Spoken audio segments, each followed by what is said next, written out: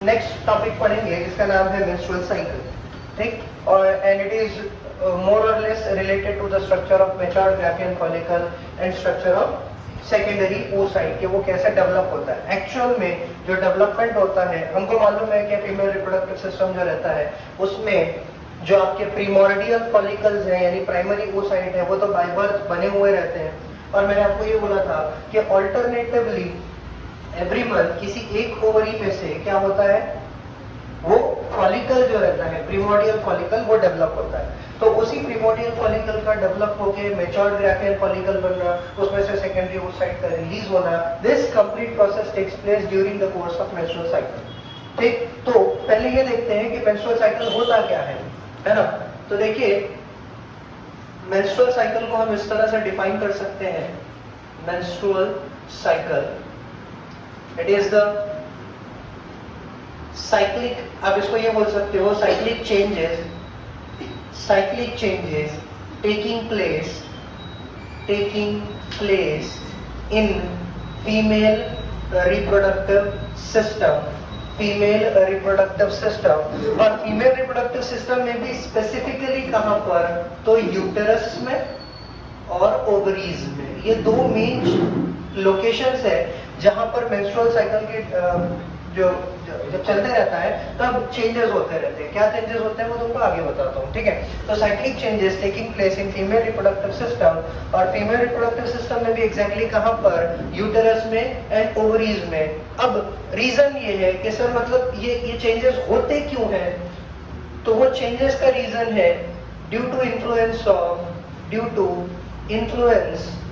Influence of, आपने gonadotropic hormones का नाम पढ़ के रखा है। गोनेडोट्रोपिक हार्मोन्स जो कौन रिलीज करता है, आपका पिट्यूटरी ग्लैंड रिलीज करता है। और गोनेडोट्रोपिक हार्मोन्स भी मेजरली कौन से हैं, एक है FSH और दूसरा है LH, ठीक। अब देखिए थोड़ा सा ये डॉट्स को कनेक्ट कीजिए तो आपको बात समझ में आएगी।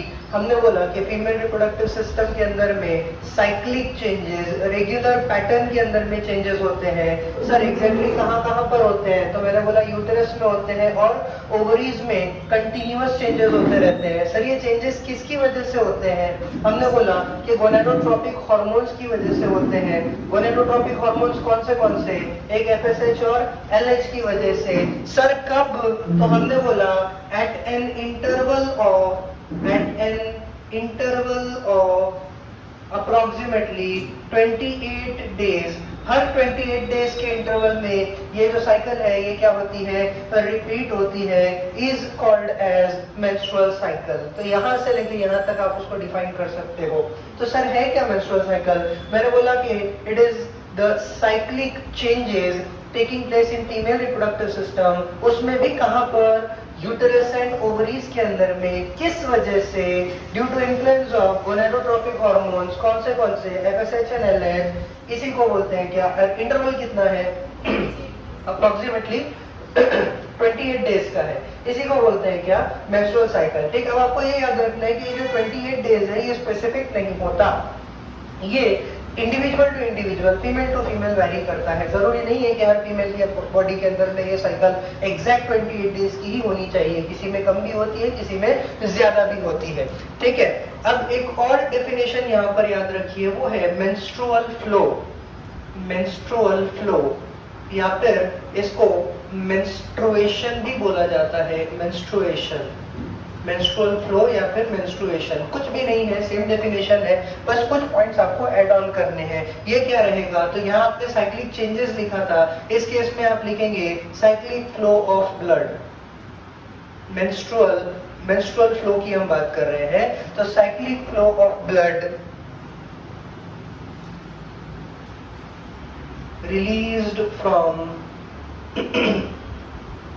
फिर से फीमेल रिप्रोडक्टिव सिस्टम, किस वजह से, same reason, due to influence of दो हार्मोन्स, कौन से FSH एंड LH, इन्हीं को हम गोनेडोट्रोपिन या गोनेडोट्रोपिक हार्मोन बोलते हो, ठीक है। तो release cyclic flow of blood released from female reproductive system due to influence of FSH and LH ठीक, फिर से वही बात, एट एन इंटरवल ऑफ कितना 28 डेज कुछ पॉइंट्स ऐड होंगे, वो ये रहेंगे कंटेनिंग क्या क्या होता है इसमें, तो इसमें सबसे पहले तो रहेगा सेकेंडरी oocyte और इसी सेकेंडरी oocyte को आप अनफर्टिलाइज्ड एग भी बोल सकते हो। क्या बोल सकते हो? Unfertilized egg. So containing secondary oocyte या फिर अनफर्टिलाइज्ड एग कॉमा, इसके अलावा क्या होता है, डेड सेल्स होते हैं तो सेल डिब्रीज उसको बोल सकते हैं, और उसके अलावा क्या है, तो म्यूकस होता है। ठीक है, तो ये है menstrual flow, cyclic flow of blood release from female reproductive system due to influence of FSH and LH at an interval of 28 days containing secondary oocyte। और हमने इससे पहले प्रोसेस पढ़ा हुआ है फीमेल गैमेट फॉर्मेशन का, तो हमको मालूम है कि अगर स्पर्म आ जाएगा, फर्टिलाइजेशन हो जाएगा, तो वो सेकेंडरी oocyte नहीं रहेगा, और अगर सेकेंडरी oocyte रिलीज हो रहा है, इसका मतलब ही ये है कि फर्टिलाइजेशन हुआ नहीं, स्पर्म आया नहीं। तो यही रीजन है कि अगर फर्टिलाइजेशन नहीं होता है, स्पर्म नहीं आता है, उसी केस में नेक्स्ट मेंस्ट्रुअल साइकिल होता है। अगर स्पर्म आ जाए तो मेंस्ट्रुअल साइकिल नहीं होता। क्यों नहीं होता वो अब हम आगे पढ़ेंगे जब हम वो साइकिल को डिटेल में देखेंगे। ठीक है, तो ये हो गई कुछ बेसिक सी डेफिनेशंस कि सर एग्जैक्टली इसके अंदर में होता क्या है। अब आपने यहाँ पे लिखा कि साइक्लिक चेंजेस हो रहे हैं, और दोनों चेंजेस कहाँ पे हो रहे हैं, एक तो यूटेरस में और दूसरा ओवरीज के अंदर में। तो सर ये कौन कौन से चेंजेस है और क्या क्या एग्जैक्टली वहाँ पे होता है। ठीक है, तो उसके लिए पहले हम ये समझ लेते हैं कि हम पूरे मेंस्ट्रुअल साइकिल को कितने फेजेस में डिवाइड करते हैं। ठीक है, overall the menstrual cycle can be divided into 4 phases. ठीक है, अब इसके डिवीजन के अलग अलग मेथड्स हैं, मैं तुमको दोनों भी बता देता हूँ। एक मेथड ये है जिसमें हम 4 फेजेस के अंदर में डिवाइड करते हैं। पहले फेज को बोलते हैं मेंस्ट्रुअल फेज या इसको ब्लीडिंग फेज भी बोला जाता है। ठीक है, दूसरा जो होता है इसको बोलते हैं फॉलिक्यूलर फेज, या इसके लिए एक और नाम है प्रोलिफरेटरी फेज, वो भी आगे आपको बताऊंगा। थर्ड रहता है बेटा जिसको बोलते हैं ओव्यूलेटरी फेज। नाम से ही समझ में आता है कि यहाँ पे ओव्यूलेशन होता होगा, और ओव्यूलेटरी फेज के बाद में जो लास्ट फेज आता है which is the longest phase of आपका menstrual cycle is the secretory phase. तो ये 4 फेज होते हैं मेंस्ट्रुअल साइकिल में। एक और मेथड है मेंस्ट्रुअल साइकिल को अलग अलग फेजेस में डिवाइड करने का। उस केस में हम पूरी साइकिल को 3 फेजेस में डिवाइड करते हैं। एक रहता है प्री ओव्यूलेटरी फेज, दूसरा रहता है ओव्यूलेटरी फेज, और चौथा रहता है पोस्ट ओव्यूलेटरी फेज। तो ये 3 फेजेस के हिसाब से भी आप मेंस्ट्रुअल साइकिल को क्या कर सकते हो, डिवाइड कर सकते हो, उसके अंदर होने वाले इवेंट्स को डिवाइड कर सकते हो। हम ये पैटर्न पे चलेंगे ताकि हम थोड़ा सा और डिटेल्ड एनालिसिस कर सके कि हर फेज में क्या क्या चेंजेस होते हैं। ठीक है, तो हम स्टार्ट करेंगे सबसे पहले फेज से, और जो फर्स्ट फेज है वैसा इस साइकिल का, that is called as menstrual phase.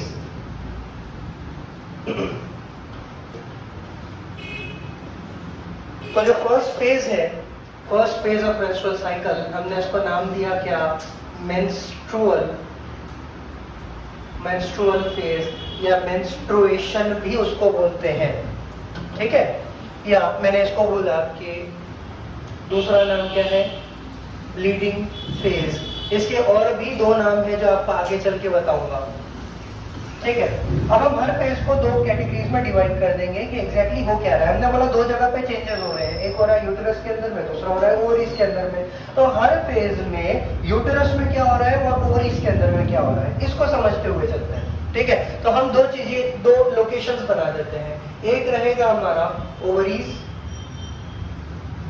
और एक लोकेशन रहेगा यूटेरस। ठीक है, ओवरीज एंड यूटेरस, ये 2 लोकेशंस है हमारे पास में। ठीक, और हम बात कर रहे हैं कौन से फेज की, मेंस्ट्रुअल फेज की। मैं आपको इसका टाइमिंग वगैरह सब बताऊंगा। ठीक, पहले यूटेरस से मैं स्टार्ट करता हूं ताकि आपको ये समझ में आ जाए कि वो जो ब्लीडिंग फेज आपने इसको नाम दिया है वो ब्लीडिंग हो क्यों रही है।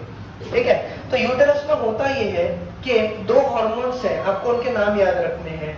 हार्मोन का नाम है प्रोजेस्टेरॉन, एंड ऑब्वियसली उसके साथ में जो दूसरा नाम हम लेते हैं वो क्या है, ईस्ट्रोजन। तो ये जो दो हार्मोन्स हैं, ईस्ट्रोजन एंड प्रोजेस्टेरॉन, इनका लेवल सडनली क्या होता है, बहुत कम हो जाता है।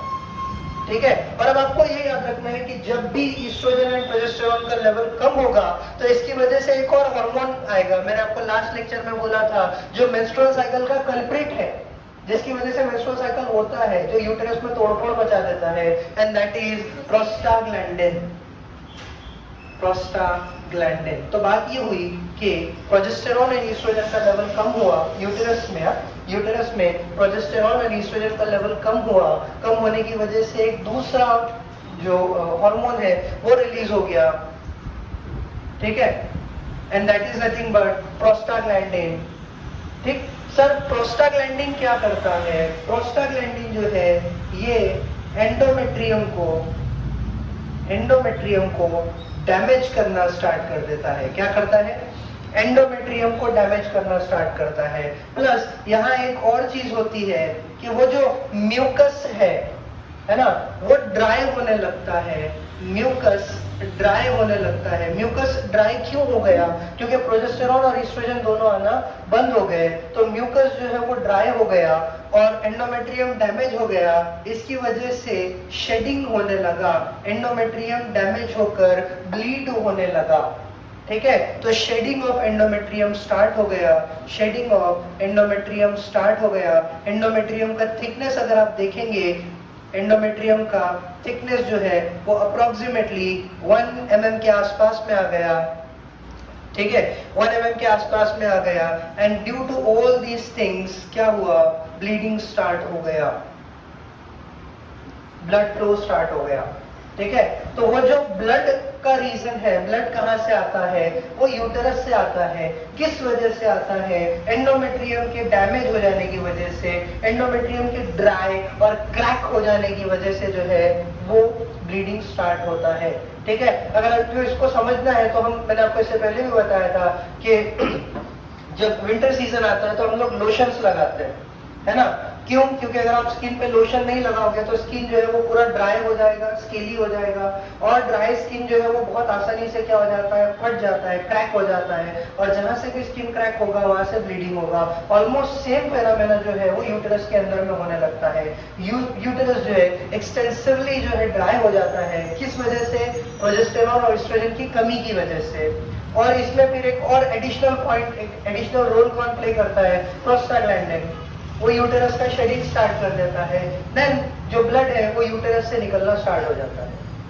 आई मेरी बात समझ में? तो ये सब रीजन है कि मेंस्ट्रुअल फ्लो के अंदर में ब्लड कहाँ से आया, इस वजह से आया। ये बात क्लियर हो गई?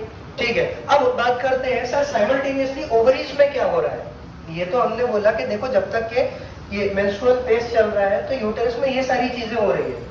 ठीक है, अब साइमल्टेनियसली ओवरीज के अंदर में क्या हो रहा है? ठीक है, तो फिर से वही बात कि जब प्रोजेस्टेरॉन और ईस्ट्रोजन का लेवल कम हुआ तो ओवरीज में एक और हार्मोन आना स्टार्ट हुआ। यहाँ फिर से हम वही पॉइंट लिखेंगे कि प्रोजेस्टेरॉन एंड ईस्ट्रोजन दोनों का लेवल क्या हो गया?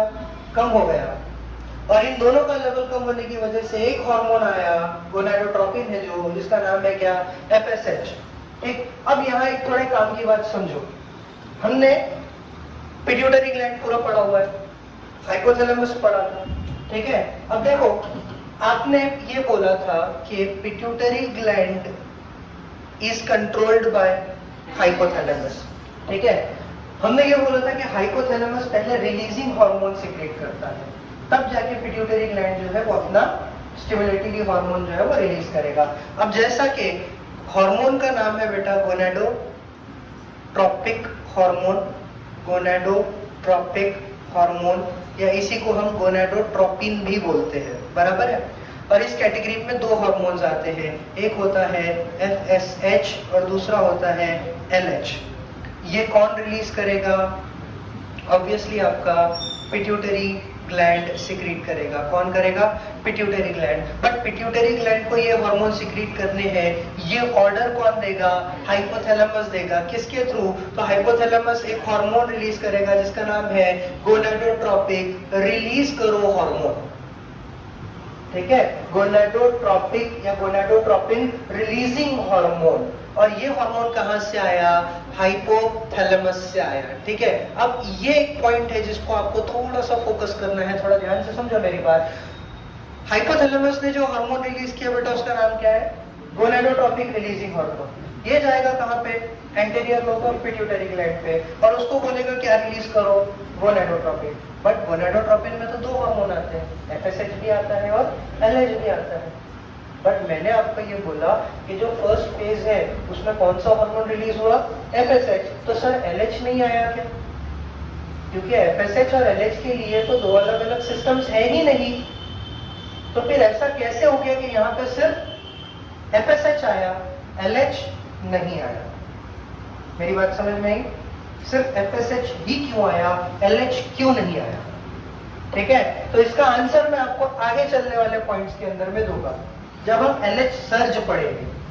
ठीक है, इसका मतलब ये है कि ल्यूटिनाइजिंग हार्मोन या एलएच का रिलीज होना किसी और पर भी डिपेंडेंट होता है। ठीक है, और स्पॉइलर अलर्ट के तौर पे आपको बता देता हूं कि एलएच डिपेंड करता है किसके ऊपर में? ईस्ट्रोजन के ऊपर। समझे मेरी बात? ठीक है, ये कैसे डिपेंडेंट है वो आगे बताऊंगा। राइट नाउ आप ये समझिए कि प्रोजेस्टेरॉन और ईस्ट्रोजन का लेवल कम हुआ, आपका ये पूरा प्रोसेस हुआ, हाइपोथैलेमस ने गोनाडोट्रोपिक रिलीजिंग हार्मोन भेजा पिट्यूटरी ग्लैंड को, पिट्यूटरी ग्लैंड ने जीएनएच बनाना स्टार्ट कर दिया, एफएसएच आ गया, एफएसएच आकर सीधा कहां पर गया? ओवरीज में। और अब आपको मालूम है कि नाम ही फॉलिकल स्टिमुलेटिंग हार्मोन है, तो ओवरीज में क्या होगा? सम। अब आपको याद है कि ओवरीज में कई सारे क्या है? प्रीमोर्डियल फॉलिकल्स हैं, है ना? तो कुछ प्रीमोर्डियल फॉलिकल जो है ये स्टार्ट टू डेवलप। कुछ प्रीमोर्डियल फॉलिकल्स जो है इनका डेवलपमेंट, इनका ग्रोथ जो है स्टार्ट होगा। आई मेरी बात समझ में? और अब वो हार्मोन्स का ग्रोथ जो है वो ओवरीज के अंदर में स्टार्ट हो गया है। तो इस पूरे फेज में ओवरीज में क्या हुआ? एफएसएच आया, कुछ हार्मोन्स का डेवलपमेंट स्टार्ट हुआ। मीनवाइल यूटरस के अंदर में क्या चल रहा है? तो यूटरस के अंदर में बड़ा प्रॉब्लम है। क्यों? क्योंकि प्रोस्टाग्लैंडिन ने तोड़फोड़ मचा के रखी है। यूटरस एंडोमेट्रियम जो है वो शेड हो रहा है, उसकी वजह से ब्लीडिंग हो रहा है। क्लियर होगी मेरी बात? सर ये कब तक चलेगा?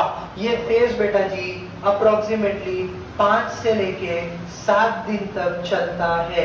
और अब आपको ये याद रखना है कि जो फर्स्ट डे ऑफ ब्लीडिंग होता है that is considered as the first day of menstrual cycle. ठीक है, जिस दिन से मेंस्ट्रुअल फ्लो स्टार्ट हुआ that day is considered as the first day of menstrual cycle. ठीक है, and this phase last from 5 to 7 days, individual to individual vary करता है। ये एवरेज उसका दिया हुआ है, ठीक है ना? एवरेज डेज है जो यहाँ पे रिप्रेजेंट किए हुए हैं। तो इतने इतने दिन ये फेज चलता रहता है। अब एक और बात देखिए, यहाँ पर मैंने आपको बोला था कि इसके 2 नाम और भी हैं। ठीक है, क्या नाम है? तो इसको अब ये जो मेंस्ट्रुअल फ्लो हो रहा है ना, मेंस्ट्रुअल फ्लो में अनफर्टिलाइज्ड एग बाहर आएगा।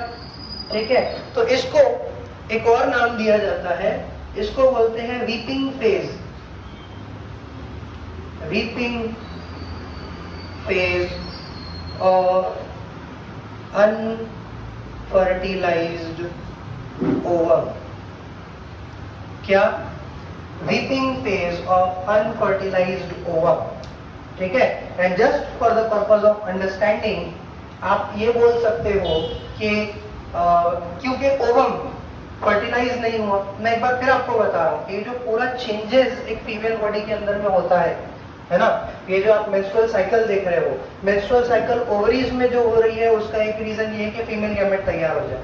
चलो सर बात समझ में आती है, ओवरी के अंदर में चेंजेस होने भी चाहिए। अगर ओवरी में चेंजेस नहीं होंगे तो फिर गैमेट कैसे बनेगा? ये बात तो खैर समझ में आती है। जैसे मेल्स की बात कीजिए, ठीक है, ह्यूमन मेल्स के अंदर में जो भी चेंजेस होते हैं वो टेस्टिस के अंदर होते हैं। स्पर्म बनता है कहाँ? टेस्टिस बनता है। टेस्टिस के अलावा कोई दूसरा ऑर्गन उसमें इन्वॉल्व है क्या? नहीं, ठीक है। लेकिन फीमेल में 2 ऑर्गन्स इन्वॉल्व क्यों?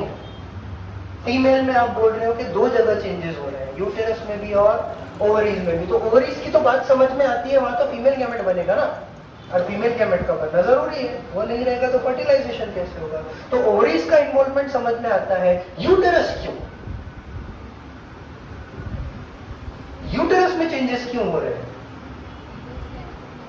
क्योंकि आगे चल के अगर फर्टिलाइजेशन होता है तो जो इम्प्लांटेशन रहेगा, जो फीटस रहेगा, आम सी और साधारण सी भाषा में जो बच्चा डेवलप होगा वो कहाँ होगा? यूटेरस में होगा। इसका मतलब जब ओवरी गैमेट बनाने की तैयारी करती है, यूटेरस वो फीटस की तैयारी में लगा हुआ रहता है।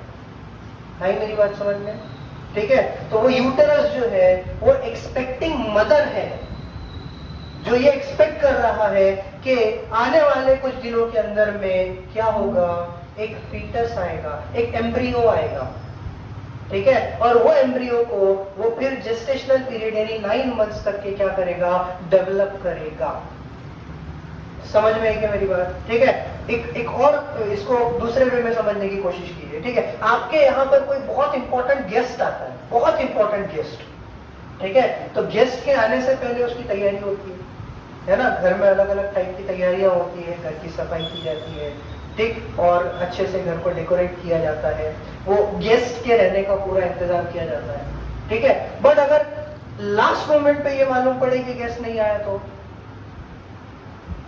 है ना, फिर सारी चीजें क्या होगी? वापस से नॉर्मल हो जाएगी।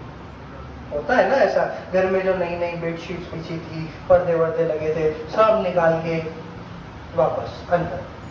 समझे मेरी बात? ठीक है। यूटेरस भी ये सारी तैयारियों में लगा होता है, ठीक। और फिर जब यूटेरस को मालूम पड़ा कि फर्टिलाइजेशन तो हुआ ही नहीं, एम्ब्रियो तो आया ही नहीं, तो फिर यूटेरस में क्या होता है?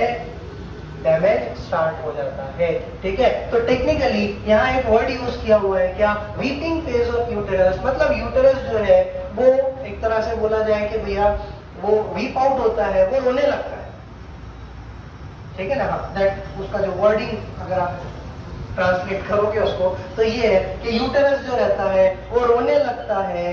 क्यों? Release of unfertilized ovum. तो उसको 2 चीजों का गम है, एक तो फर्टिलाइजेशन नहीं हुआ, एम्ब्रियो नहीं आया, दूसरा वो जो सेकेंडरी ओसाइट है, अनफर्टिलाइज्ड ओवम है, वो बॉडी के बाहर जाएगा, ठीक है। तो इसको बोलते हैं क्या? Weeping phase of unfertilized ovum. इसको एक और नाम से भी जाना जाता है, ठीक है, उसको बोलते हैं फ्यूनरल ऑफ सेम बात अनफर्टिलाइज्ड ओवम। अनफर्टिलाइज्ड ओवम का क्या? फ्यूनरल, अंतिम यात्रा।